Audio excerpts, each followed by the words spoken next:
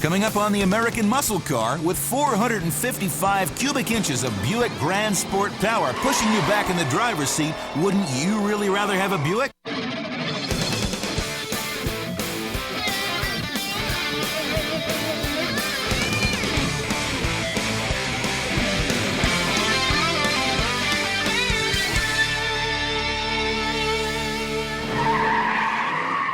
This program is about Buicks. So what are we doing at the drag strip? Oh yeah, right. This was the muscle car era, and everybody wanted to play, even Buick. Buick's corporate image wasn't exactly performance-oriented. Actually, it was anything but. But the muscle car wars caused a lot of weird things to happen among Detroit's automakers, and not even Buick could overlook a fired-up youth market with thousands of dollars to spend on cars that would give them the good old stoplight rocket ride. If Buick was going to play in this market, though, they were going to do it their way. Welcome to the wonderful world of going fast in luxury.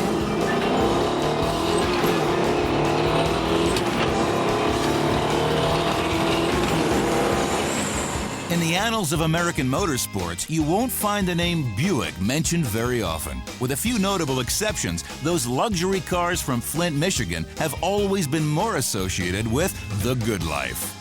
Buick's reputation for luxury and quality isn't lost on auto restorers like Lee Hurtlebrink. I think the Buicks have always had that reputation of being a quality car and a style car all the way from the 20s on up. And when you get to the 60s, it was the same thing. It was just about near the top of the line of General Motors, just underneath the Cadillac. And the quality and the finish, I think, was done a little better than maybe on some of the other General Motors cars.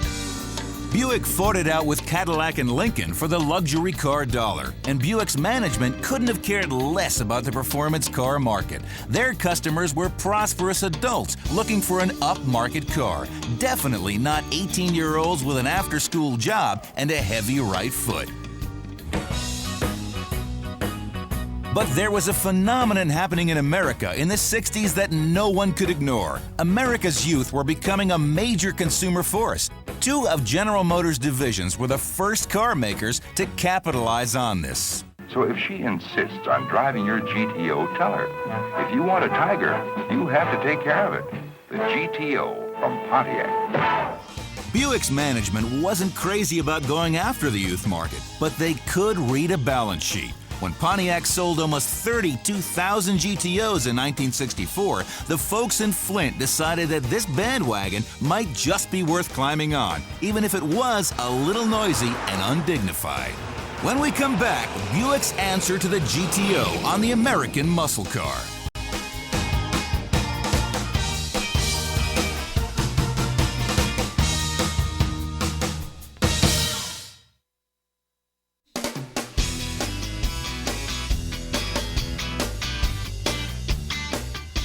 When Buick got into the muscle car game, one thing was for sure. Buick's muscle car would be all Buick.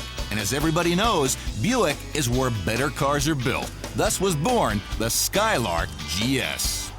When Buick released the Grand Sport in 1965, it was a rush to market product to compete with the GTO. You got to remember that Pontiac literally caught everybody asleep when they came out with the GTO, and everybody scrambled to come up with a car or a package similar to the GTO. Buick's version was called the Grand Sport. It was based on the A-body, just as the GTO was. It had a little better trim package. It was based on the Skylark model, a little better trim package. Muscle cars are made by putting big engines in lightweight bodies. In Buick's case, that body was the Skylark. It was budget priced compared to the bigger Buicks, but it had the full range of options, trim, and luxury items found on most of their Highline cars. Where most intermediates might look and feel a little economical, the Skylark always felt like a bigger car. The interior on this model could be purchased with all vinyl or with the cloth and vinyl, and this is the cloth and vinyl, and it's held up very well, and so it looks just like it did when it came out of the shop in '65. A little more attention to detail and a little more attention to style. Buick also had the other component they needed, the 325 horsepower, 401 cubic inch Wildcat engine. The 401 was a bit long in the tooth by now, tracing its roots all the way back to 1953. But in a 3,500-pound car, it had enough oomph to get the job done. The Buicks were affectionately known as nail heads because the valves were so small in diameter. So the car was at a distinct disadvantage right from 65 until the late 60s. The old nailhead 401 was not developed as a performance engine, but it had to have a lot of torque to get these big cars down the road. Well, the younger guys found out that it also did pretty good wheel spin, and that made for a pretty impressive display at the drive-ins on Friday and Saturday night. A friend of mine in 65 his dad had a 65 Grand Sport, and we used to love to get it out on the highway. It had a 2-speed automatic in it, and it wouldn't come out of low gear, which is first gear, until 105 miles an hour. We had a lot of fun with that one too. All Grand Sports were built on the Skylark convertible frame, a more rigid, heavy-duty chassis than the hardtop frame. The Grand Sport option package also contained upgraded brakes and suspension, wide tires and wheels, and those all-important GS badges everywhere. The GS option added $200.53 to the cost of your Skylark in 1965. And since the GTO and the 442 had been so successful with a little over-the-top marketing, Buick's ad men tried a little hot rod advertising of their own. The 65 Skylark GS was a big departure for Buick, and so was the advertising campaign that the car appeared in. The 65 ad called the Skylark GS a howitzer with windshield wipers. Buick knew the market they were going after. Buick sold 15,780 Skylarks in 1965, roughly 1/4 the number of GTOs sold that year. In a company like GM, though, where success is measured by selling hundreds of thousands of cars per year, it was plain to see that Buick's main emphasis was still on the big luxury models. The GM Intermediates were due for another redesign in 1966, and muscle car buyers flocked to the showrooms. The 67 Grand Sports could have been called more of the same, only faster. With minor trim changes, the 67s looked like the 66s, but there were major developments under the hood. The nailhead was gone. For 1967, Buick's engineers rolled out their brand new 400 cubic inch engine. Still following the decades-old Buick philosophy of producing horsepower at low RPMs, this engine was rated at 340 horsepower and 440 foot-pounds of torque at 2,800 RPM with a single 4-barrel Rochester Quadrajet carburetor. The 2-speed Buick Super Turbine 300 automatic transmission was finally laid to rest, replaced with a much heavier-duty Turbo Hydromatic 400 3-speed. The standard rear axle ratios were still the very Buick-like 278 with the automatic and the 323 with the 4-speed, assuming you could get a 4-speed, that is. Don McIntosh found out just how difficult it was to get a Buick GS with a 4-speed transmission. I went to every Buick dealership in Atlanta trying to buy this car, and no one had one on the lot, and no one would special order it for me. They all said that they couldn't order a 4-speed car. I was willing to put money down on it, and finally came to the last dealership. My last hope was D.L. Claiborne, and it was far from my house, but the young salesman said he'd be glad to take my order, and I knew exactly what I wanted. As a matter of fact, I even had an order filled out. The redesign of all of GM's intermediate cars for 1968 caught everyone by surprise. Buick reasserted their luxury and high style heritage, and sales showed the GS to still be a popular car with fans of going fast luxuriously. 26,345 people slapped down the close to $4,000 sales price, and those that ordered liberally from the option list for things like 4-season air conditioning, power windows, and all the other creature comforts pushed their final drive-out price into the stratosphere. After all, we're talking Buick here. This was no stripped-down economy car. It has an AM/FM original radio, an AM/FM 8-track, a speed minder. This car may be really more unique than actually was recorded. With a GS, you could have all the luxury options and still have all the power you wanted. The car is phenomenally powerful. It's we like powerful cars, and you just have to watch yourself, because with the 4-speed, the wheels will just spin with it. But the big news for the Grand Sport wasn't the new skin in '68, it was the new heart in '69, when the American muscle car returns, the debut of the Stage 1.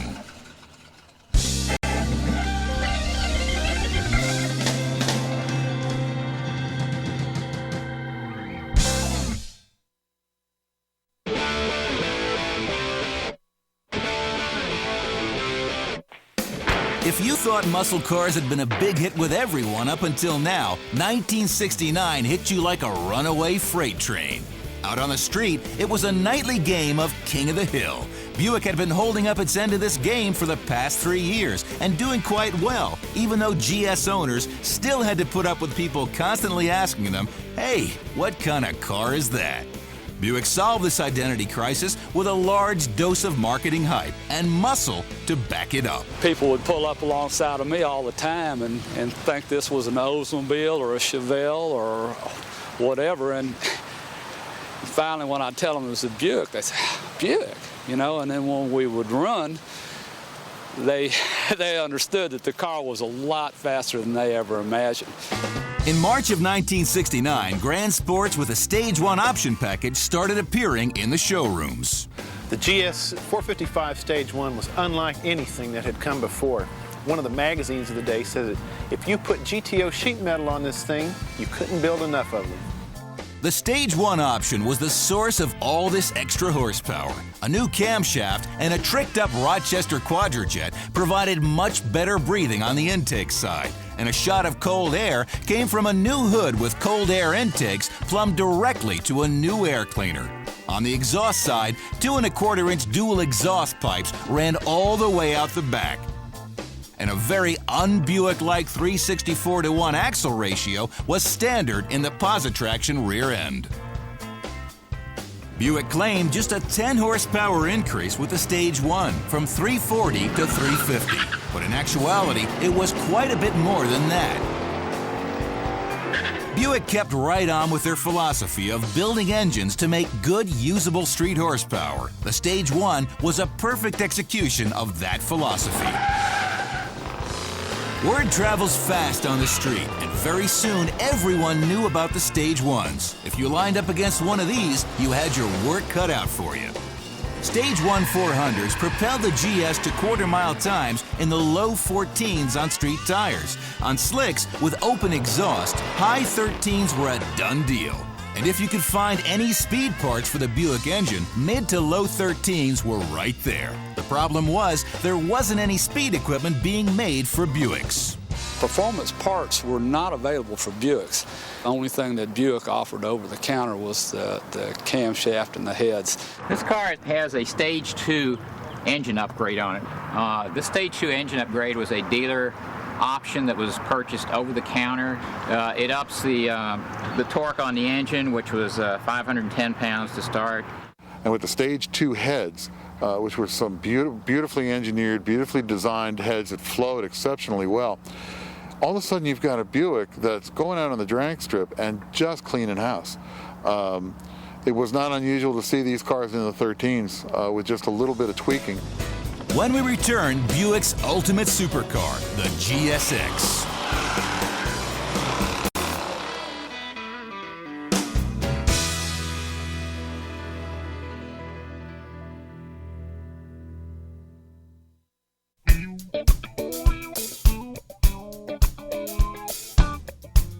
1970 was a watershed year for the auto industry in America, particularly for those building high-performance cars, which was practically everybody. The lid had blown off on engine sizes. Ford had their Boss 429, Chrysler had their 426 Hemi, Chevy had their 454, and Pontiac, Buick, and Olds each had their own version of the 455. And you could still get premium gas for around 30 cents a gallon. It was the best of times.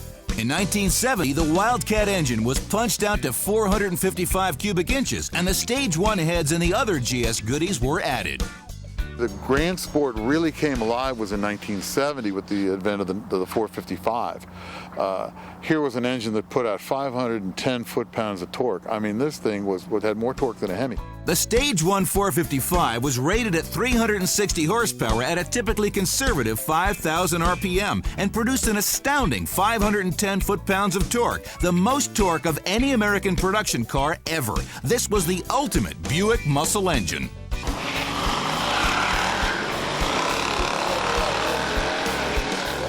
Even with the Stage 1 455's astounding performance, the magazine writers called the car a sleeper. Buick owners wondered, what do we have to do to get some respect around here? So after 5 years of building Grand Sports, hundreds of thousands of cars sold, Buick finally got into the image game. They called it the GSX, and it was a bona fide, in-your-face road rocket. Image was a big part of the muscle car scene, and the Buicks to this point had been very sedate. Tame colors, low-key badging on the exterior, but with the GSX, that changed. Big Saturn yellow paint job, big spoilers, bright wheels, big hood scoops, loud stripes. This was unlike any Buick that had come before.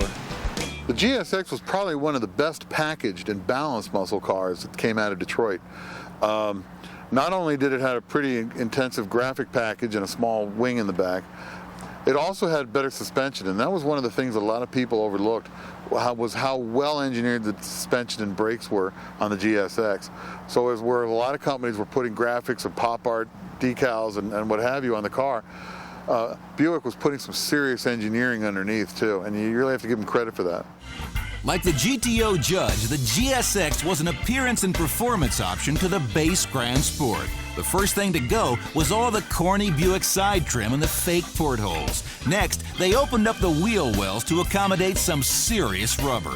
An entire aerodynamics team went to work designing a rear spoiler for the GSX that not only looked cool, but actually worked. In 1970, nothing said muscle like an outrageous paint scheme, so the GSX was offered in just two colors at first, Saturn Yellow or Apollo White. The car's graphics featured a broad black stripe running from the front fender down the flank of the car and up over the rear wing. A blackout hood treatment with an 8,000 RPM hood tack and G6015 Goodyear polyglass rubber were standard. Collectively, the entire package made the statement, "I'm for real." Other than the wild paint and graphics and the GSX badges in the grille and on the rear quarters, no other identification appeared on the car's exterior. Not that any was necessary. The GSX set an all-new standard of brand identification among American muscle cars. Still, the Buick standard of quality and luxury was there. Along with the stripes, the spoilers, and the wide wheels, the GSX enjoyed the reputation of luxury associated with Buick's top-of-the-line cars. Coming up, the insurance companies set their sights on muscle cars.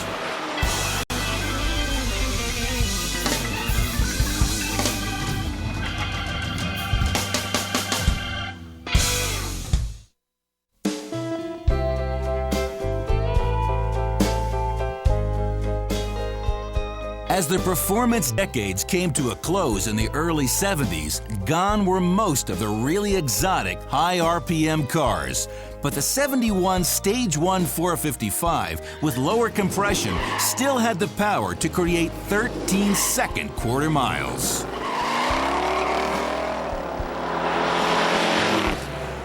At the same time, conspiracy was afoot in the land. Its target, the American muscle car. But nobody would ever consider a Buick distressed merchandise. Despite its performance, Buick's heritage was quality and luxury, and there were advantages to not being so bold. The Hemi Cuda, I really wanted one bad, but I found out that the insurance was going to cost me $1,200 a year, and this was back in 1970. I couldn't hack it. It was $257 a year for this. All over America today, people come out to appreciate these great muscle cars. It's a chance for them to relive their youth and pass on to the next generation a piece of history. I think first of all you've got to like cars and have some interest and be able to do some of the work yourself. And basically it's a labor of love. Once you start a project like this, you've just got to carry it through and not try to rush the project. This one took 30 months. It was done mostly on the weekends in my garage, and I didn't try to press it to get it done in any special amount of time, but I wanted it done right, and I wanted to find the right parts, so I'd wait until I got the right parts before I'd finish the project.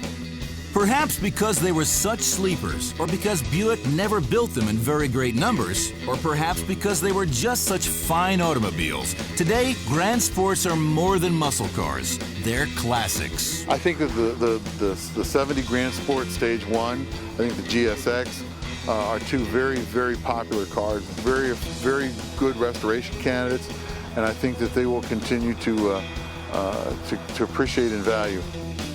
Steve Schlater found this 71 convertible, and he and his father restored it to original condition. The car sat for many years. It had the top down. It stayed in the garage. It was garage, and it was used basically as a storage bin. Looked at the floor pans. Floor pans were in, excellent condition. Bottom of the doors were in real good shape. Had a little bit of rust on the quarters, which is typical for a Buick. Went through the motor itself, just blueprinted it, put it back to stock, and our goal was to get it done for the Buick GS Nationals, which was in the 1st of May.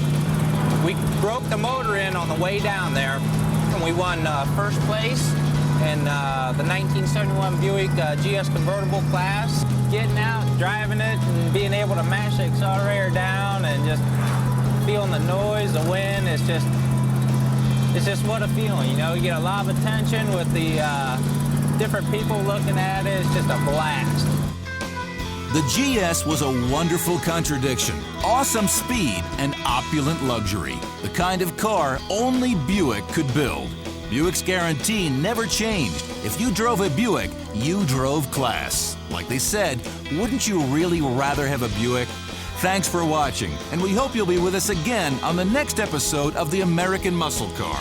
Remember, don't crush them, restore them.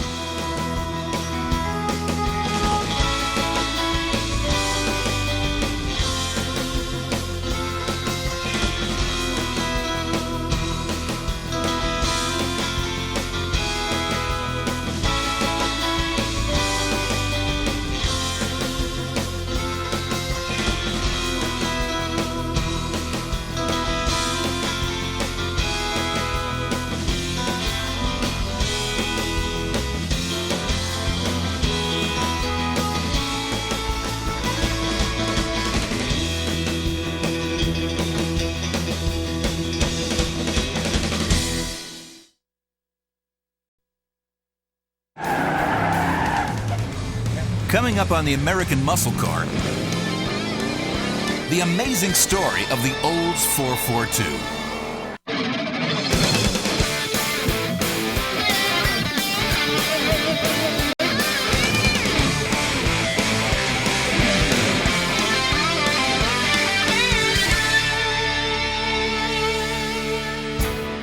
General Motors has always made cars to suit everyone's tastes. If you wanted luxury, there was Cadillac and Buick. If you wanted good basic transportation, they offered you Chevrolet. And if you wanted high performance, pick a Pontiac. And if you wanted a good healthy dose of all three, you bought an Oldsmobile.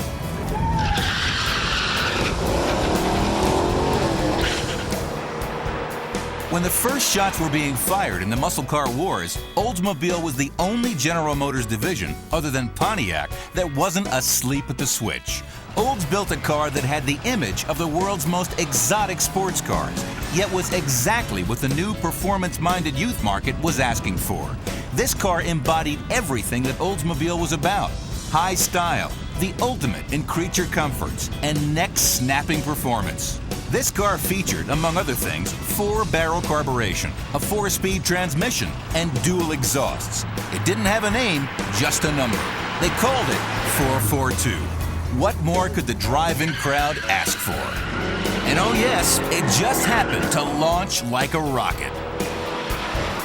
The 442, Oldsmobile's luxury muscle machine. In the 50s and 60s, you might have thought America's space program was located not in Cape Canaveral, but in Lansing, Michigan. Oldsmobile's advertising made you think jet fighters were rolling off their assembly lines. the way their cars performed, this wasn't far from the truth. Oldsmobile's performance heritage dates back to the days when horses outnumbered cars on the nation's roads. Ever since Ransom Olds' Pirate, which achieved a breakneck speed of 60 miles per hour on Daytona Beach in 1904, Oldsmobile has always been at the top of American car performance. Olds leaped to the forefront of American performance in 1949 when they introduced their overhead valve 303 cubic inch V8. This engine made 135 real horsepower, and it was the first really modern V8 made in America. Rocket 88 soon became the cars to beat in stock car racing.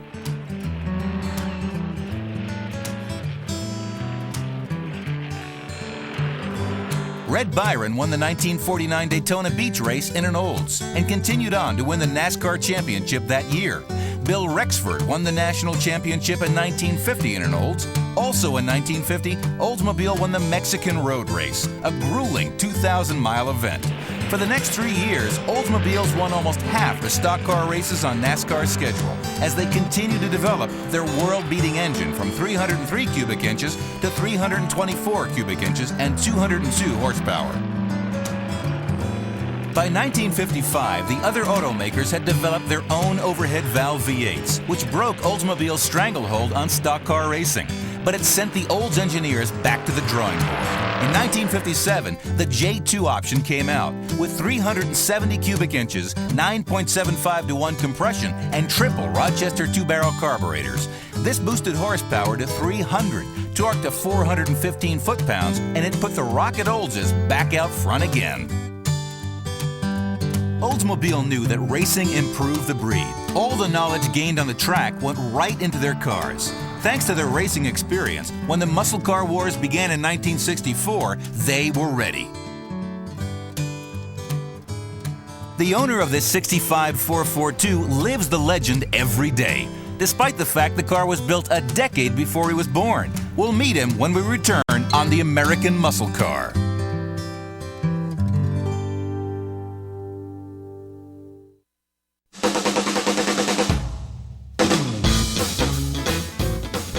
The stock car racing world went sailing along into 1958 with everyone loaded for bear. What a perfect time to throw a wrench into the whole thing. Or at least the Automobile Manufacturers Association thought so. GM's own president, Harlow Curtis, had 3 motivations to get out of racing in 1957. Number 1 was bad press. Number 2, it was costing them a lot of money they could be putting into a product elsewhere. Number 3, Ford was catching them, and nobody wanted to lay out that kind of bread to be second best. In 1959, Lee Petty managed to win the first Daytona 500 held on a big bank track, using parts bought from ex-Olds racers at bargain basement prices. It was the last win for Olds in NASCAR racing for a long time. The official decision, based on photos such as this, gave Lee Petty, in number 42, the victory by a margin of less than 1 yard. Oldsmobiles wouldn't return to stock car racing for nearly 25 years. Somewhere in the Oldsmobile management ranks, someone must have breathed a sigh of relief, now that all that racing hooliganism had been done away with. Now maybe they could get down to the real business at hand, making and selling gentlemen's motor cars. Big, heavy, chrome, slow gentlemen's motor cars. Welcome to the age of the fins.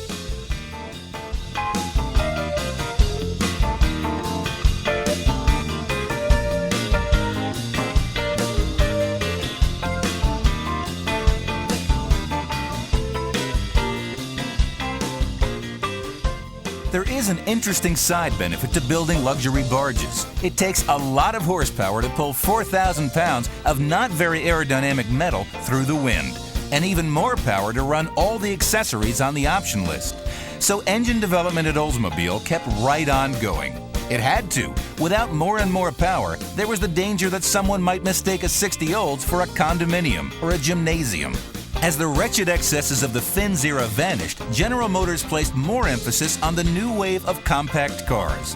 These cars weren't the favorites of car dealers, though. They were inexpensive, and they didn't have a lot of extra cost options to help the profit margin. But by golly, they had one big thing going for them. They were slow.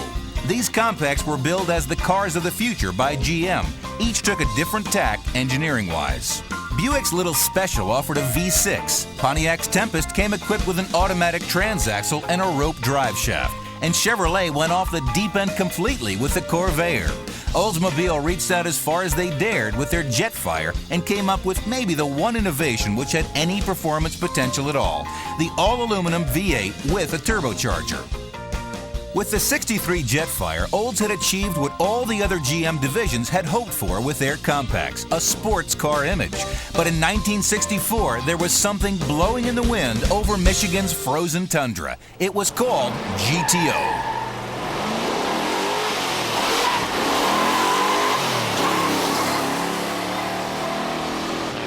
When I graduated from high school, that was the very first car I ever had, and I think it's either midlife crisis or nostalgia, one of the two. I decided I wanted to get another one, so I went in search and found this one. Mostly, I think it's a desire that I have to kind of relive some special moments in my life, so it kind of brings me back to the mid-'60s.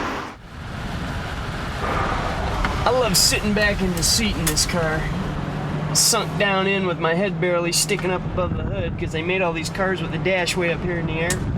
You're just kind of peeking out over it, and I love it when you step on it and it just kicks in and tears out.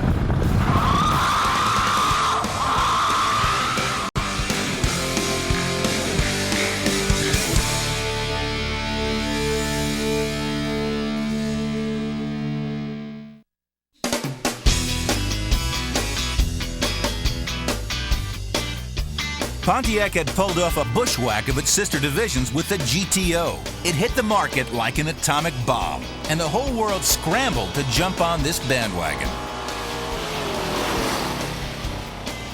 Oldsmobile reacted first. By mid-year 1964, a new option appeared on the Cutlass F85's order form. Option B09 delivered you a brand new 64 Cutlass with a hot rod version of their 310 horsepower, 330 cubic inch Jetfire rocket engine and special performance suspension. On its body and interior, there appeared little badges which told the world that this car had a 4-barrel carb, a 4-speed transmission, and dual exhausts. And yes, even the ones with automatic transmissions had the badges. Pontiac had circumvented GM's 10 pounds per cubic inch rule by making the 389 part of the GTO option package. Olds didn't have to pull a similar fast one on their management since their engine was a 330 and the car weighed about 3,400 pounds. Olds' 330 was rated only 25 horsepower less than the GTO's standard 335 horse 389. In a side-by-side stoplight drag race, though, it still did all right. Still, though, this new muscle car marketplace was a real go big or stay home proposition. So by the following year, Olds was ready. The first 4 and 442 now meant 400 cubic inches. It was this horsepower that enticed Ken Hickey to restore his 442. This is my 1965 Oldsmobile 442. I've had it for about 4.5 years. I found it for sale in the paper just here in Atlanta and went in to see it and kind of fell in love with it. I'd never seen a 65 442, but I really fell in love with the body style and especially the interior. I did an engine rebuild on it about 2.5, 3 years ago. Wasn't anything major, I just put it back to stock pretty much. Just took care of the components that are made to wear. It's been a great car, it's never left me stranded on the side of the road. It's just been a great car. For 1966, the Olds engineers went in search of some quick and easy horsepower. So they resurrected the triple carburetor setup, which made the Olds motors so mean nearly a decade earlier. This was the W30 engine. With a bore of 4 inches and a stroke of 3.975, equipped with a standard Rochester Quadrajet carburetor, the Olds 400 developed 350 horsepower at 5,000 RPM and 440 foot-pounds of torque at 3,600 RPM. With triple Rochester carburetors, it made 10 more horsepower. The engine was still rated at 10.5-to-1 compression, and the W30 option provided a wilder cam and valve train improvements. When you open the hood on a tri-carb-equipped 66 442, though, you might just see a strange-looking air cleaner and 2 large tubes running to ducts below the front bumper. 2 of the big buzzwords of the muscle car era were hood scoop. They looked racy, and they set the muscle car apart from the more mundane base vehicle from which it was usually derived. Magazines went gaga over hood scoops, even the ones that didn't work. And by 1965, some folks were even opening up the scoops. Unfortunately, the 442 had a flat hood, so they had to be a little creative to get some cold air into the engine. The only thing climbing faster than the 442's horsepower was its price tag. A full-on 67 442 hit the streets with a sticker price of almost $4,300. When I decided I wanted to purchase one, I looked in Hemmings, and I found the car. It was listed, it was owned by a dentist who lived in Staten Island, New York. And I went up to New York and took a look at the car, and the minute I saw it, I decided I wanted to buy it. It reminds me of a time in my life that was pretty special, a lot of fun. Well, they're a lot easier to work on, and you need that because you're always working on them. They're not as high-tech as today's cars. They don't ride as well. You know, they're not as comfortable, but for nostalgia and fun, you know, they're a lot more enjoyable. As the 68 models were introduced with a new body style, Olds took a leap forward in the entire industry and redesigned the 400 engine to reduce exhaust emissions. While the rest of the auto industry was dinking around with air pumps as a stopgap pollution control, Oldsmobile re-engineered their entire 400. And they kept their horsepower levels up too, 350 for stick cars, 325 for automatics. I've had this car for about a year now, and last summer I tore it apart, redid my engine on it, and I haven't really done anything to the body. I got it from a woman who was the original owner here in Atlanta, Georgia. She had the car, got it as a graduation present in 1968, and pretty much took real good care of it. All the pieces are about 95% here, so my restoration work on it hasn't been too bad because I haven't had to look for too much. It has been a doozy though. The couple pieces that I have needed, I've found have been hard to come by. Right inside here in the engine, you can see where I did all my restoration work on it. I pulled the motor out and the transmission all out and took the front nose all apart. Took my hood off and redid all my fender wells and my nose pieces in here. Had all my radiator and my engine block all redone, my transmission redone. And the reason that I went for 68 Olds, when I was younger, I had a old F85 that we used to bracket race, and I was always particular to that body style. I like the fact that the side wells bubble out a little more, have a little more definition than like your Chevelles or Camaros or any of them. And it's just a good, fast car. It was always a lot of fun to drive.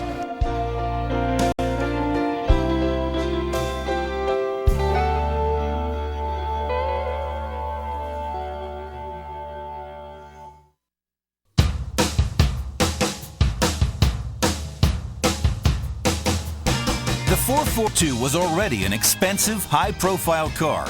These are just the kinds of cars that make excellent platforms for what they call special edition cars. The Hurst Olds was a very special edition.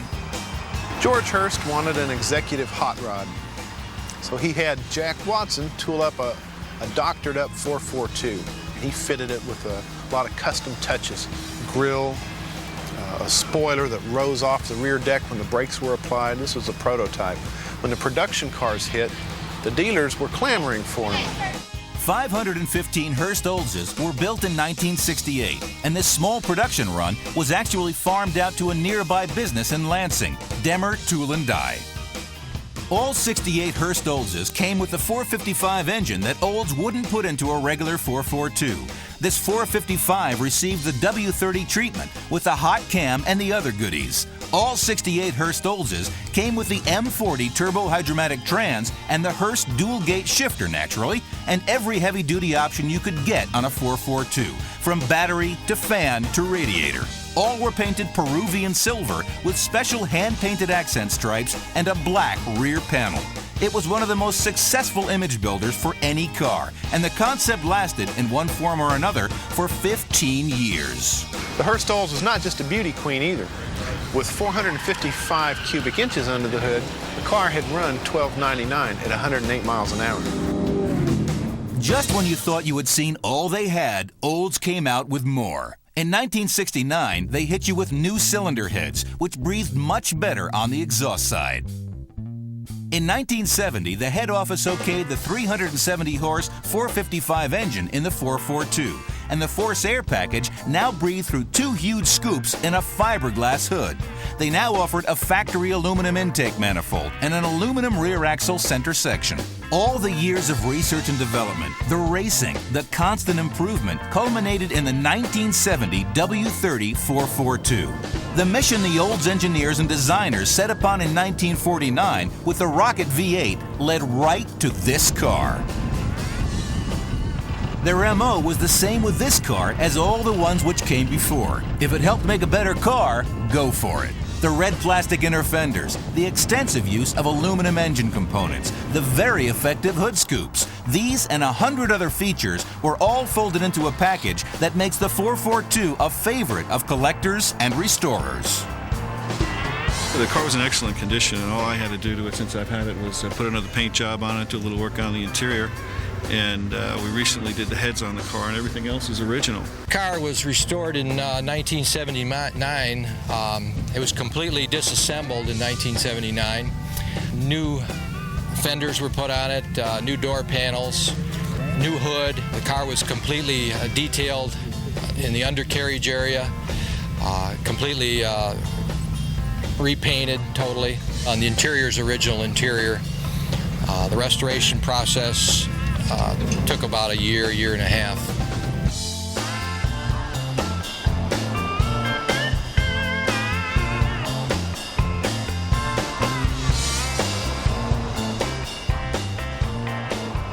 The Oldsmobile was built to be a little more luxurious, appeal to a different market, and at the same time, they wanted brute strength and good handling and plenty of horsepower, and it had the best of all 3 worlds.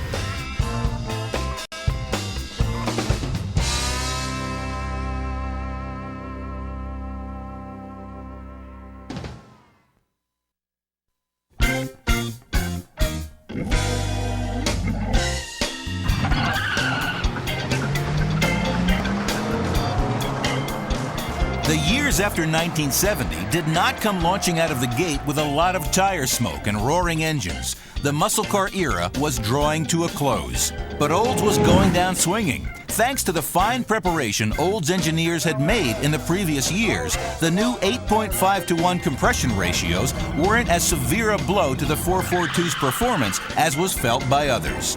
The big 455 was now being rated very conservatively at 375 foot-pounds of torque at 2,800 RPM. And so oppressive were the forces of the day, from the insurance companies to the emissions police, that nobody even advertised horsepower anymore. But a reliable estimate put it at around 300. Still though, Olds figured a way to keep their rocket at the top of the rapidly slowing performance pack. In 1972, the 442 suffered the insult of losing its model status and returned to being just an option on the Cutlass. The magic was gone, an era had ended. My favorite car of the Hurst Oldsmobiles was the 1972 Indy 500 pace car, which Mark Donahue ended up winning. I gave him the car, and now Roger Penske has saved that car. It's beautiful, and it's in his collection. My favorite was that big block 455, smoke the tires and shift those gears. I love the 72 pace car. That was my favorite. I have a 75 and a 79. I drive on the street at home now. But my favorite car in the whole wide world probably was the 57 Chevrolet. The first kiss I ever had was the 57 Chevrolet. I like it because it's unique. I've only seen one other 65 ever, as long, for the past 4.5 years. I've had some fun in it. I had a guy one day going down the freeway on a CBR 900 or 600, wanted to race me, so he started doing a little bit of that hesitation, and we took off, went down the highway, and we were probably doing about 110, 120. Perfectly legal, but he finally let off, and I cooked on by and let off a little ways down the road. It's a screamer. Definitely hauls ass. Can you say that on TV? The restoration is a process that I think you're going to see more and more cars go through, even cars in the 70s and late 70s, and I hope it's something that continues to last well into the next century. The 442 continued on in name only for another 10 years, never again to be the muscle car it once was. But the magic lives on in the great 442, still on the road today, whether they've been lovingly restored or carefully preserved. Thanks to them, we'll never forget what a 4-barrel carburetor, a 4-speed transmission, and dual exhaust can do if they're in a car made by Oldsmobile. Thanks for watching, and we hope you'll be with us again on the next issue of the American Muscle Car. Remember, don't crush them, restore them.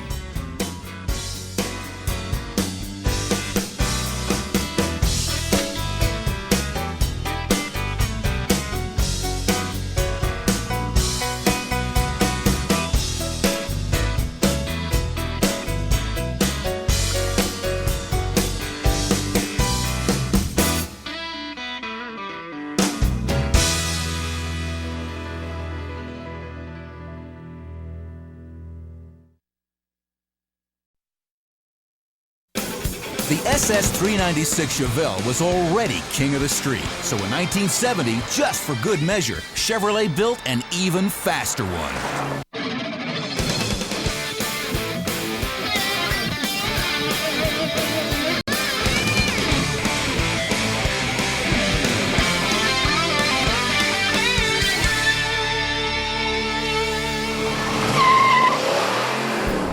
This is what the muscle car was all about. Straight line acceleration. If the car didn't make the grade here, all the racing stripes and catchy nicknames in the world couldn't make up for it.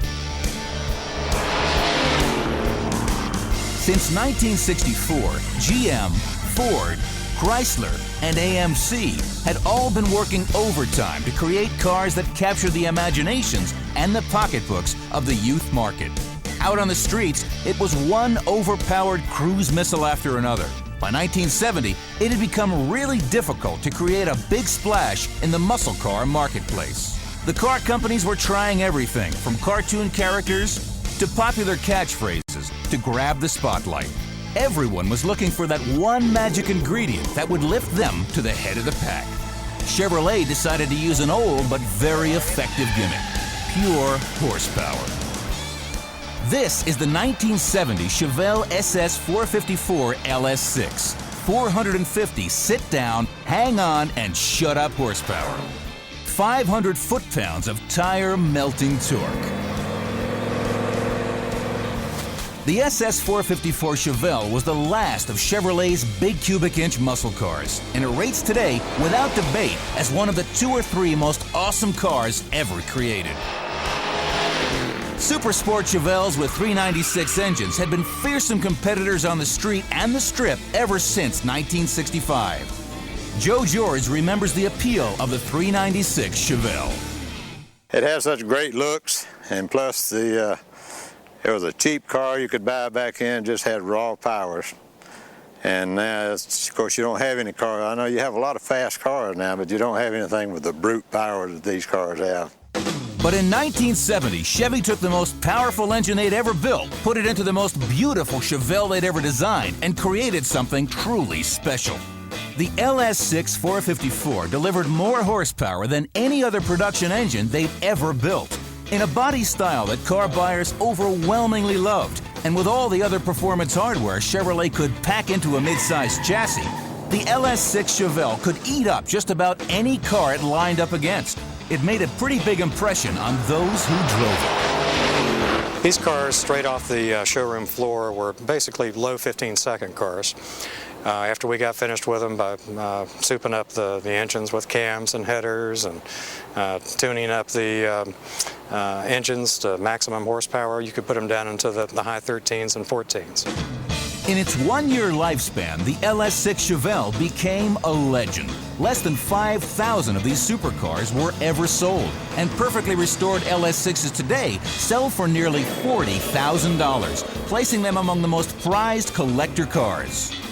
Chevelle buyers had their choice of 4 different Supersports in 1970, 2 models with 396 engines and another 454, the lower output 360 horsepower LS5 model.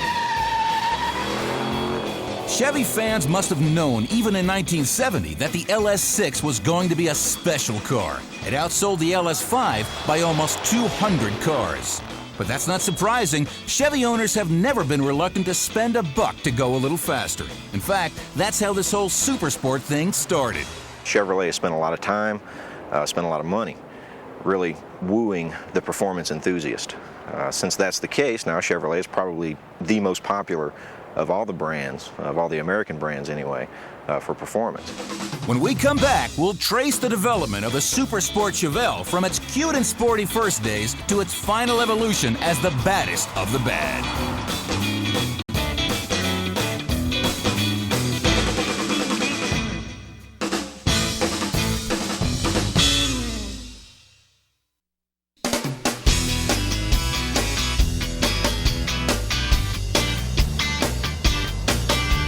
Cars like the SS 454 Chevelle don't just happen. They're a product of a long development process. In Chevrolet's case, this process started with the very first Chevelle back in 1964. When the muscle car wars began, the Super Sport Chevelle, with its little 220 horsepower, 283 cubic inch small block engine, wasn't ready to run with the big boys. But Chevy reacted quickly. 1 year later, the Chevelle Malibu Super Sport, with a 396 engine, hit the streets. The first model of what would become one of the most popular, best-selling muscle cars of all time. This is a 65 Chevelle Z16 that I purchased in 1991. It has a 396, 375 horse. This particular car belonged to Dan Blocker that played on the TV series Bonanza. When they first put these cars in production, they put them in the hands of celebrities and things like that to promote the new 396.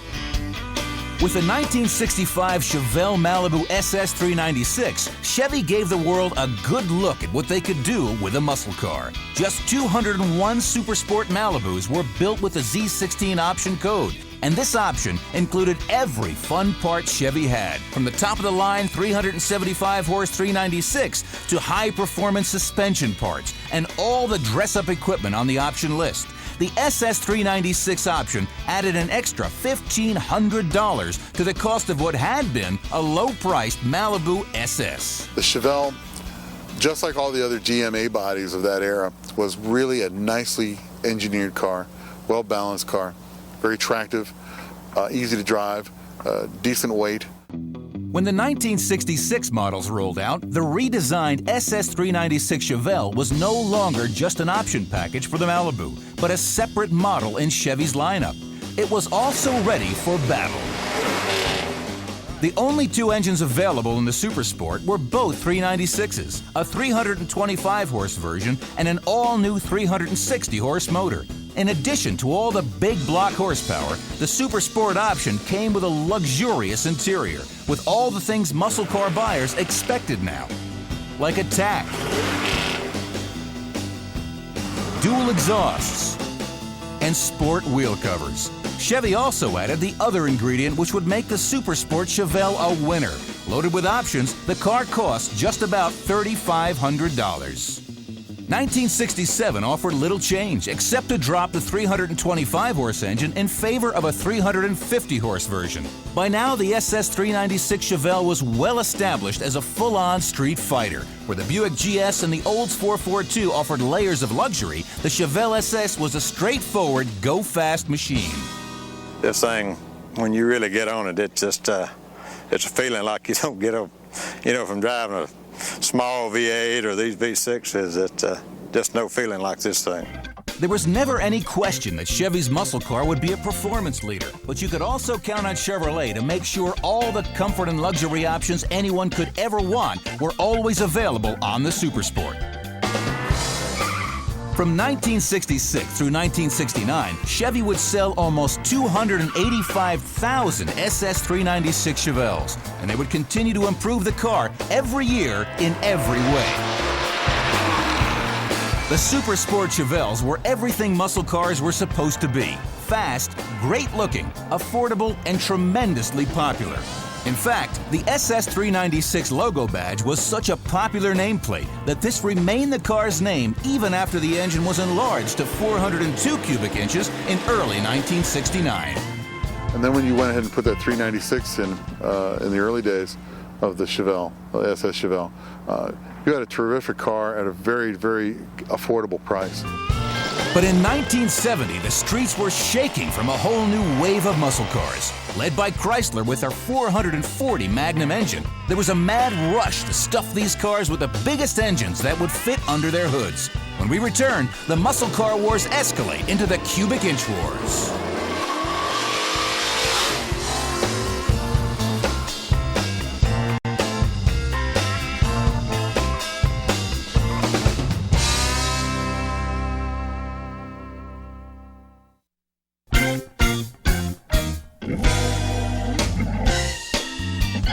Between 1966 and 1969, the SS396 Chevelle had evolved from a cute little runabout to serious, no-nonsense street machine. The 350-horse 396 was a match for most of the hardware on the street, and the 375-horse motor, with a little tuning, could be a 13-second drag strip screamer. But by 1970, the 396 had become one of the smallest muscle car motors on the street.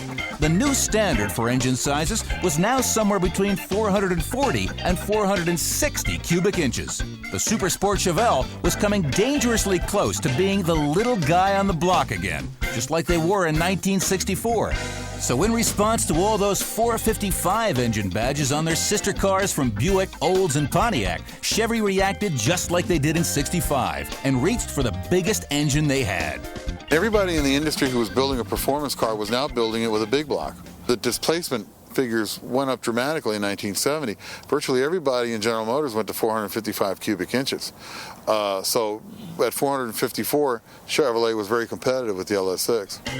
Since its birth as the Mark II 427, the engine that had stood the stock car racing world on its ear in 1963, the big block Chevy engine had been under constant development. The engine was amazingly responsive to tuning, and by 1970, every version of the big block, from 396 to 427 to 454, was a world beater. The Mark IV Big Block was really based on the Mark II Mystery engine of 1963. It's called the Mystery engine because it was not at that time a production engine.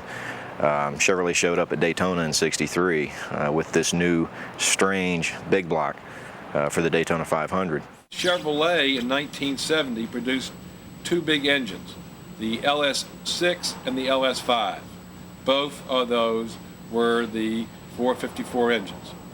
The LS6 was one of the epitome of the muscle cars with 450 horsepower, truly one of the most exciting cars ever made. The 454 block had a bore of 4 1/4 inches and a 4-inch stroke. The LS6 version used a compression ratio of 11.25 to 1, a solid lifter cam, and a Holley 780 to make 450 horses at 5,600 RPM and 500 foot-pounds of torque at 3,200 RPM. The LS6 used every high-performance part in the book, a forged steel crankshaft and a 4-bolt main bearing block, forged pistons, big port heads, aluminum intake manifold, and solid lifter cam. This engine was nearly bulletproof. The running gear was just as indestructible. With the LS6 engine, your choice of transmissions was either the heavy-duty M40 automatic or the Muncie M21 or M22 4-speed and front disc brakes. Other mandatory options included dual exhausts, special rear suspension, and a positraction rear axle. The SS Chevelle's most attention-getting option was the cowl induction hood with its vacuum-operated hood scoop. When the driver nailed the accelerator, it caused a door in the back of the hood to open. It was placed toward the rear of the hood to take advantage of a high-pressure area at the base of the windshield. It really let the engine breathe fresh air, outside air, as opposed to the heated underhood air, and was meant to improve horsepower. Now, there's some debate as to whether or not it worked, but there's no doubt that it looked impressive. Chevy crafted a new body for the 1970 Chevelle that was as beautiful as the LS6 was powerful. The body sides were sculpted in a Coke bottle shape, which flared slightly at the wheel openings for the 14x7 rally wheels and F70-14 tires. Chevy put plenty of SS badges on the car, from grille to tail, and Chevy's mile-long option list made this interior a plush environment. Instead of relying on wild colors and cartoon gimmicks, Chevy chose to adorn the SS cars with just 2 wide racing stripes on the hood and deck lid. Other than this, the only announcement that this car was something special were the 3 little numbers on the front fenders: 454. Suddenly, with the advent of the LS6, there was a new kid on the block, and he had a very bad attitude. It didn't take long before people on the street started giving 70 Chevelles a lot of newfound respect. When they went to 1970 and dropped the LS6 into the Chevelle, you literally had one of the most awesome street muscle cars ever released, with 450 horsepower. Even though the car weighed close to 4,100 pounds when it was optioned out, there were very few cars that could beat it. Very few. It would give the Hemi a heck of a good race.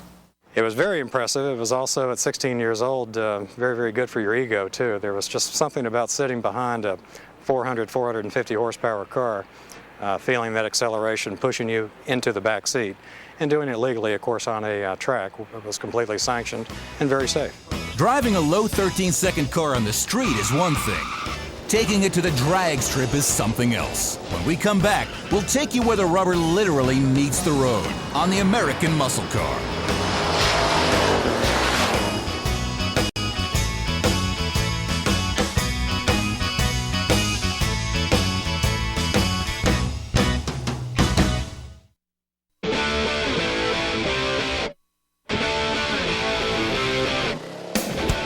Driving a 70 Chevelle with a 454 engine was, as one magazine writer said, like being in charge of nuclear bomb tests. You knew something bad might result if you pressed the button, but you just couldn't resist doing it, just to see what would happen.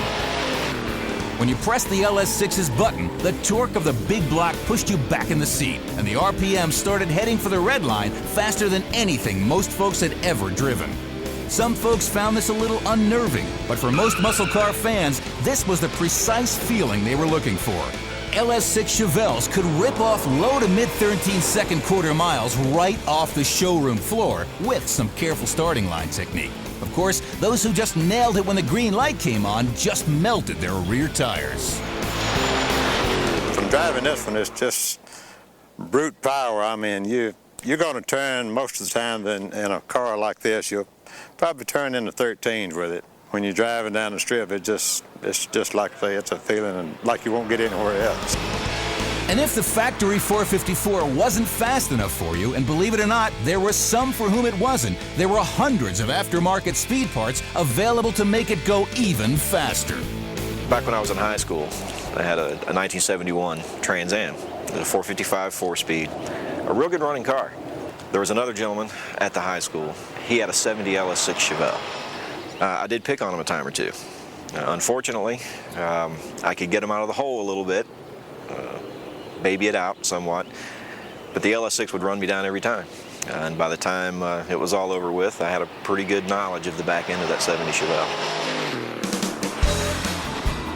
Despite its prowess on the drag strip, the SS 454 Chevelle really earned its reputation on the street. In 1970, the street is where the action was, and when the sun went down, the streets filled with cruisers. A little young fella in a Mustang came up beside me, and he looked over and he said, "You want to run that thing, old man?" I said, "Yeah, matter of fact, I do." So he caught up with me finally at the next red light. And he said, "You don't have a 350 in that car." I said, "Son, you never asked me what I had in it." Part of the reason SS Chevelles enjoyed this king of the street reputation was sheer numbers. By 1970, Chevy had sold close to 400,000 Super Sport Chevelles, including almost 9,000 SS 454 Chevelles in both LS5 and LS6 trim. No matter where you went, you were probably surrounded by Super Sports. The SS 454 Chevelle continued in 1971, but it was definitely not a ground pounder anymore.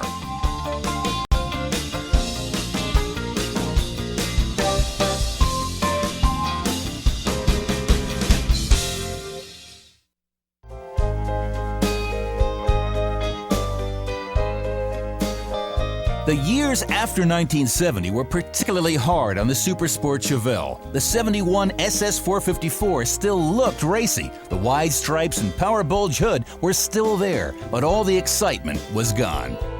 With the advent of safety concerns, emissions concerns, fuel economy, things of that nature, really that was the death knell for the American supercar, the American muscle car. Chevy had planned to reissue a low-compression LS6 with a 425 horsepower rating, but the engine just didn't perform well enough. Burdened by all this, Chevy finally gave in and axed the LS6 from the lineup. These days, a car has to get 25 or 30 miles to the gallon, or else there's a big tax placed on the manufacturer. Cars have to be very safe. You should be able to run a car through a group of trees and not harm the passengers. They can't really stretch their imaginations as much as they did, I think, back in the good old days when you could go down and buy a V8 rear-wheel drive car that would seat four comfortably. The Chevelle Super Sport is the best example of what Chevrolet was all about during the muscle car era. Chevrolet found out what the young car buyer wanted: tons of horsepower without a lot of frills. The SS Chevelle stayed at the top of the muscle car pack by always giving their customers these things at a price they could afford. My son and I built this car together. When we got it, it was a total basket case. The interior looked like rats had been living in it for a couple of years. But my son and I, we're real close, and we used this car to spend our time down in the garage and just rebuilt it. I hate to see these cars be torn up and done away with because they don't make them like this anymore. A lot of people know and heard of the cars, but actually have never seen a Z16. And I love taking it to the shows and talking to people. That's what I enjoy doing. There are always the people that want that special car and go to the show, have something unique and win first place. They enjoy it. It's like playing golf. It's like playing tennis. It's what you enjoy doing on a pretty Saturday or Sunday. As the years have gone by, it's definitely fun to look back and say, I had a car like that when I was younger. There's a bit of reliving your childhood built into that, of course, and that's part of the fun of ownership of an early car. There's a thing that happens to muscle car owners today that's a bit of a payback for all the sweat, the hard labor, and the cost of restoring an old car. No matter where they go, they always hear the same thing. They come up and say they used to have one just like this. It feels good to hear that, and chances are, if you're a Chevelle owner, the person you're talking to probably did have one just like it. I was 13 years old in 1967 when this car first came out.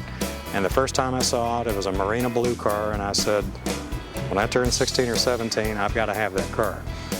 It was basically just an obsession of mine. I had posters all over my walls that Chevrolet had in the magazines promoting this car, and it was just something that I had to have. As long as people with this kind of dedication are still around, these wonderful cars will never die. Thanks for watching, and please remember, don't crush them, restore them.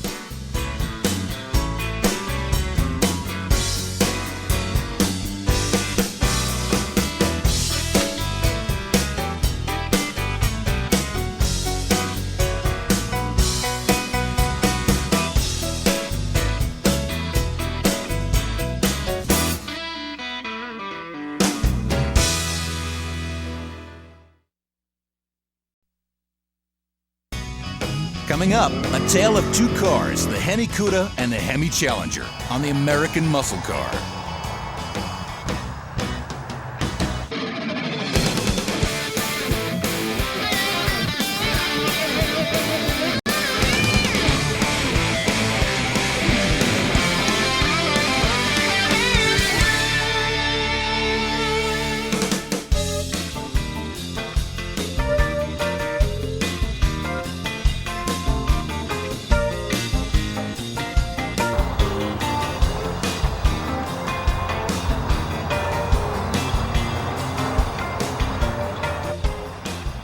There are some muscle cars that qualify as special. They made a statement either with their styling, their performance, or their unique ability to stop traffic and turn heads. These cars stand out among the other legends of the muscle era as symbols of what a car could be when taken to the extreme. In this case, even the name of the car was enough to stop you in your tracks. In the drive-in, at the drag strip, wherever you were, heads turned when you heard the word Hemi. The Hemi Cuda and its younger brother from Dodge, the Hemi Challenger, represented the absolute pinnacle of the power-to-weight pyramid. The Cuda started life as a Valiant. Between 1960 and 1970, it underwent a complete transformation. Growing from a 6-cylinder grocery getter to a sporty little compact car, to a sporty little pony car, to a fire-breathing awesome mobile.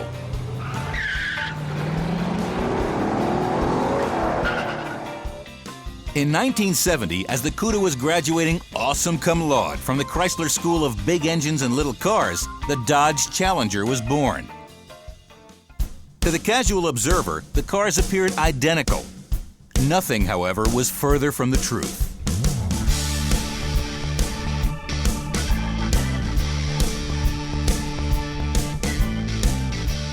Like two fraternal twins separated at birth, the Cuda and Challenger had different upbringings, differed physically in many areas, and were aimed at different audiences.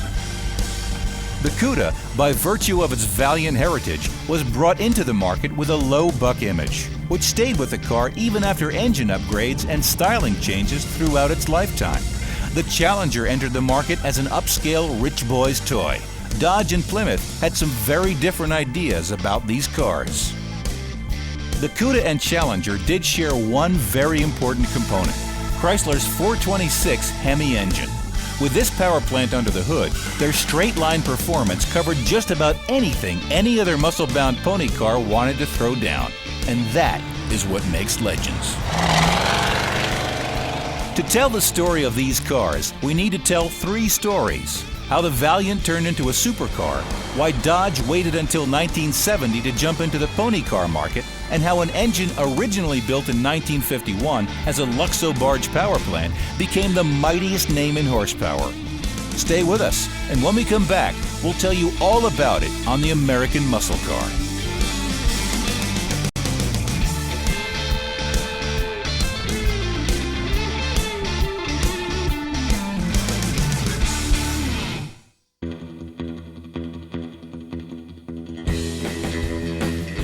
Everybody knows what happened to the American car landscape in 1964. The Mustang. It was the largest, most successful single product introduction in history. Over 440,000 Mustangs were sold in just 6 months, creating a market segment which still lives on today.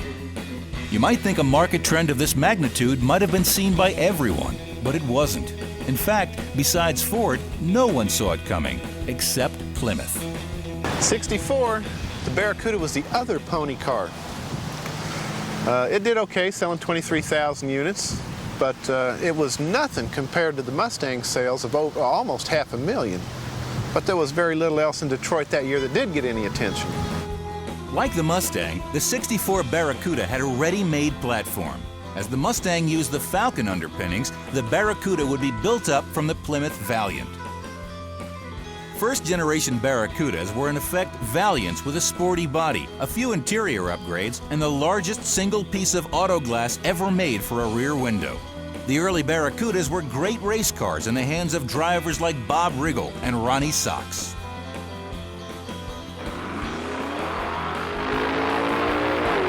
The second-generation Barracudas from 67 to 69 were completely new from the ground up and no longer borrowed anything from the Valiant. By now, Chrysler had tired of its little pony car being the slowest one of the bunch. The 273 was replaced with the 340 small block V8 and the 383 big block. But this was the muscle car era, and somewhere within Plymouth, somebody said it isn't enough. So by April 1969, a few Barracudas began terrorizing the streets with a 440 cubic inch wedge engine.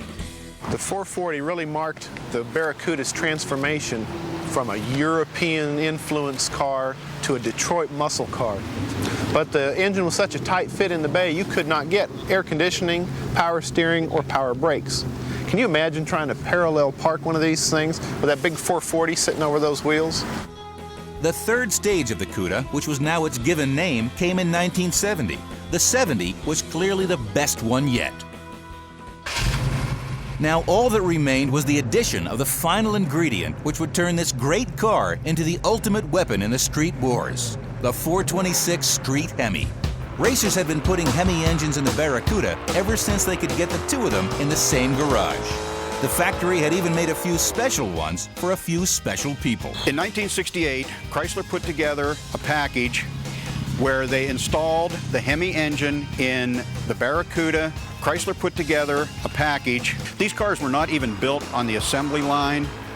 Hearst, the famous shifter people, did the assembly of these cars for Chrysler. They were pure-bred race cars. You didn't even get a title when you bought one. You got an MSRP, which is a manufacturer suggested retail price certificate. That's all.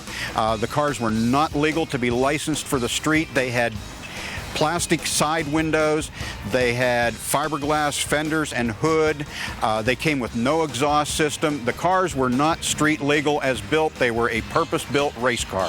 Chrysler was pretty particular who they put these cars into the hands of. Dick Landy, Sox and Martin, these were the type of people that got these cars, the people that Chrysler knew would campaign them successfully and carry the Pentastar banner into the winner's circle.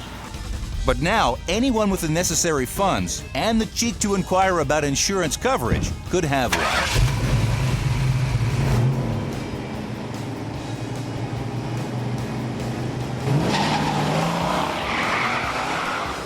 The word spread like wildfire among all the other stock class racers. Get a Hemi or pack up and go home. If you didn't pay very close attention to the state of tune, the 426 Hemi was often a little bit slower than a 440. But its potential was just about unlimited. With the right camshaft, the right carburation, the right rear gearing, you could run a 10-second quarter mile with one of these 426 Hemis. But by the time you tuned it to that level, it was just about impossible to live with on the street.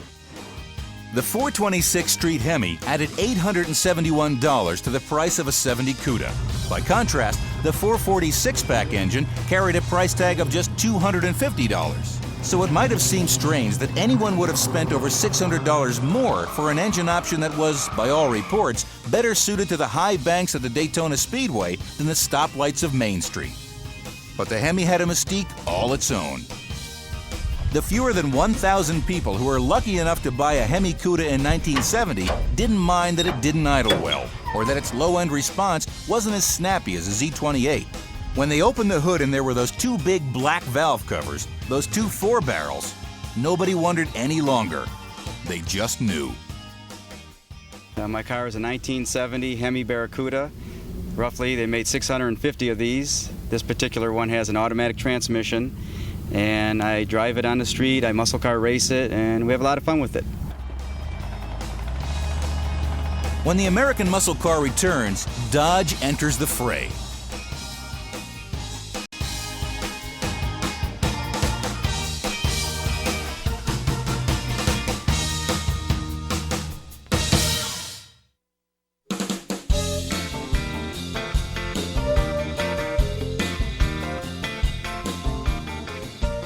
If the muscle car era was a Broadway play, then the Hemi Challenger was certainly a headliner, a major box office star. Unfortunately, it didn't get on stage until late in the third act. By the time this car was introduced, every other car maker had fired his best shot, and the marketplace was full of Chevys, Fords, and a half dozen other ground pounders, all clamoring for the attention of the car-buying public. What was worse, the proliferation of factory performance cars on the street lit a huge fire under the media, the safety lobbies, and a lot of legislators who wanted all this fun car business to cease. By the time Dodge brought the Challenger to center stage, insurance companies were levying surcharges of up to 100% on anyone silly enough to inquire about liability coverage. It got to the point where if you drove a 4-speed, you were considered to be a second-class citizen in the eyes of the auto insurance industry. If you were a male under 25 years old and you were trying to buy insurance on something with a V8, 4-speed, and 4-barrel carburetor, you could see very clearly why the muscle car market was beginning to go away. When OPEC shut off the spigots, gas shot from 50 cents a gallon to $1.50 a gallon. And of course, the ever-tightening emission controls that the manufacturers were having to meet. some at Chrysler were wondering, should they even be in this market? Nonetheless, the beat went on into the most incredible year yet for Detroit performance. Horsepower and torque ratings were up. Every car had custom wheels, wide tires, racing stripes, and aggressive nicknames like the Boss and the Humbler. You didn't buy cars at a dealership, you bought them at Wide Track Town. If you hadn't yet joined the Plymouth Revolution, then you must have had Dodge fever. Honed and fired in the white heat of competition. Muscle car marketing was not subtle.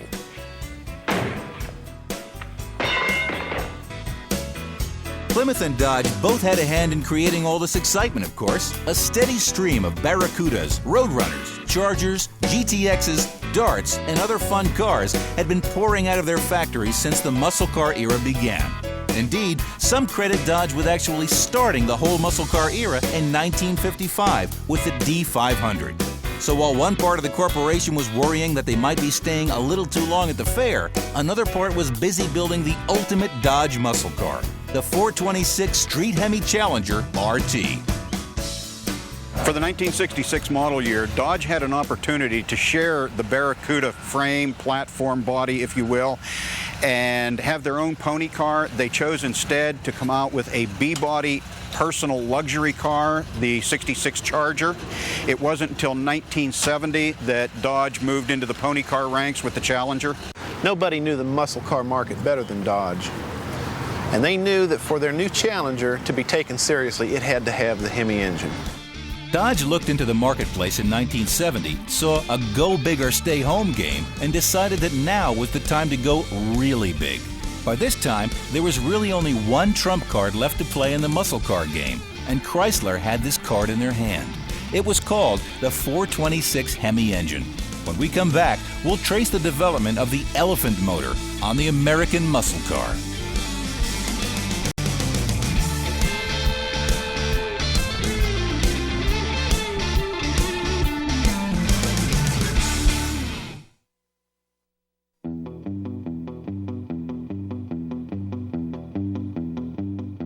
Born as the Fireflight engine of 1951, the Chrysler Hemi had been a world beater almost since day one.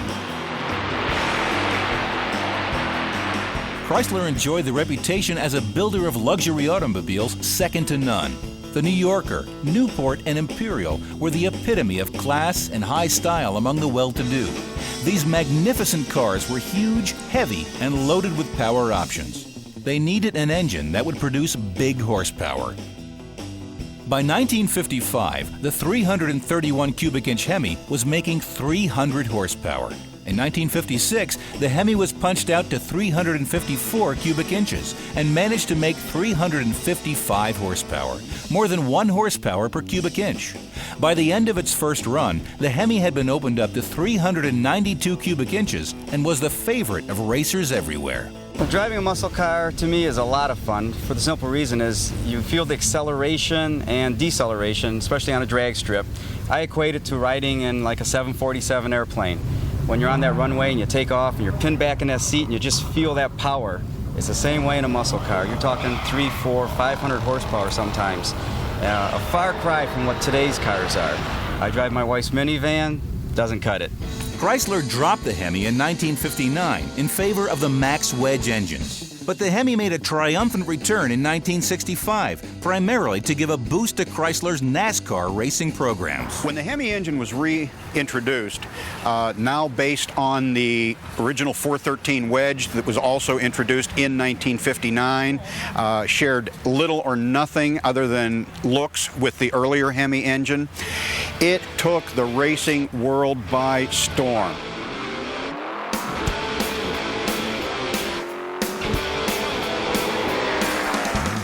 The Hemi heads were a design nobody had been able to improve upon.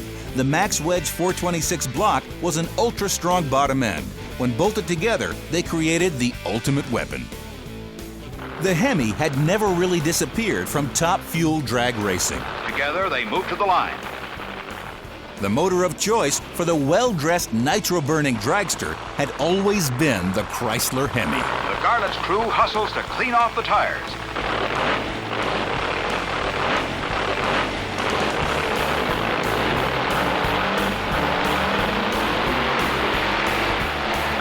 halfway point, they're side by side. Scarlett's wins with an ET of 7.77 and a speed of 198.22 from a standing start. The street version of the Hemi and the 70 Cuda and Challenger differed only slightly from the race motor. Its compression was a slightly more reasonable 10.25 to 1. Its two Carter 4 barrels fed the engine through a more conventional aluminum high-rise intake manifold, and it had hydraulic rather than mechanical lifters. Factory cast iron headers and dual exhausts were standard. The Hemi E-bodies also came with sure grip differentials and either Chrysler's heavy-duty 4-speed with Hurst shift linkage or the Torque Flight Automatic. Enthusiasts knew that the factory's 425 horsepower rating was not realistic. Chrysler engineers knew that just about every 426 Hemi they put on the dyno cranked out just over 500 horsepower. No one was fooled by this rating, least of all the insurance companies. The Hemi Cuda and Challenger suffered some of the most severe surcharge penalties imposed by the underwriters. Their targets were males, driving age through their 20s, exactly the market the car was intended to please. This weight would eventually prove too great for even the mighty Hemi to carry. We'll be right back.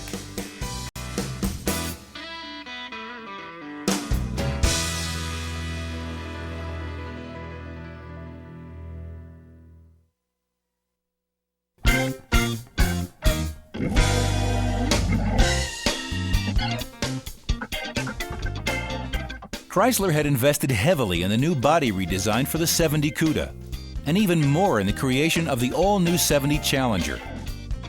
48,000 Cudas sold that year. Excellent, but still not the bonanza Plymouth had hoped for. Dodge was the big winner, with first-year Challenger sales of 83,032 cars. But these figures are for all models of Cuda and Challenger, counting everything from slant-six coupes to fire-breathing muscle cars. Hemi cars made up a very small fraction of these totals.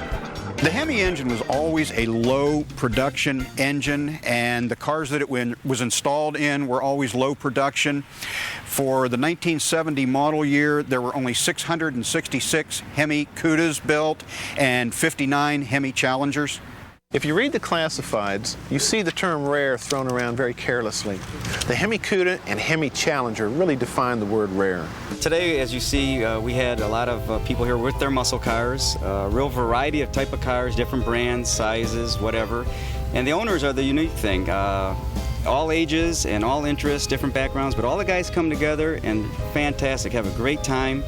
And they really enjoy it. They enjoy each other's cars, no matter what the brands. In years past, there might have been some strong rivalries where people were really favoring the particular ones they liked. But now it's more a camaraderie between everyone, and people like to just be here because there's not enough of these races going on right now. But we enjoy bringing these cars out and showing the people what they're all about. It's a part of history. After 1970, Chrysler watched along with the rest of us as the muscle car era evaporated before our eyes. Among the earliest casualties were the Hemi cars. If you were driving a muscle car, you were driving distressed merchandise. No one wanted to be driving a gas hog when gas prices went over $1 a gallon. You could buy muscle cars dirt cheap. After 1971, Chrysler no longer offered the street Hemi in any model. They were a late-appearing but unforgettable blip on the muscle car radar screen. This car's driven on the street quite a bit. We take it to cruise nights. My wife will drive it, and we'll go out to the cruise spots, but we don't really street race too much with it. An interesting story, I had a guy pull next to me who was on the phone in his Ferrari at one time, and he looked over at me, and I looked at him, and I said, "Don't even try it, buddy." Some cars just stand a little taller among their peers. Whether they were faster or prettier or gave you more goosebumps is mostly subjective. But the fact remains that among a host of great, memorable cars, there are a select few that are special. At or very near the top of this short list are the Plymouth Cuda and the Dodge Challenger with the 426 Street Hemi. I can look back now and think, wow, I lived through this era. I participated in it. You know, I was heavily involved in the muscle car era. But back then, no, we never gave a thought to it. When we bought these cars new, they were just cars. There was no line drawn where you could say that on this side of the line we have the muscle car era, and as soon as we crossed this line it came to an end. It ended gradually. Each year horsepower and compression ratio were down, performance was down, and I lived through that era. I was involved with the muscle cars of that era, and it wasn't something that we noticed taking place. It happened so gradually over about a 5 or 6 year period of time that all of a sudden one day we woke up and realized that muscle cars don't exist anymore. Thanks to the restorers, there are a few of these magnificent beasts still around for us to appreciate. One look at them recalls a time when high-octane fuel was plentiful, the drive-ins were full of people, and the nights were just fine for a little cruising. Thanks for being with us. We'll see you again on the next issue of the American Muscle Car. Until then, please remember, don't crush them, restore them.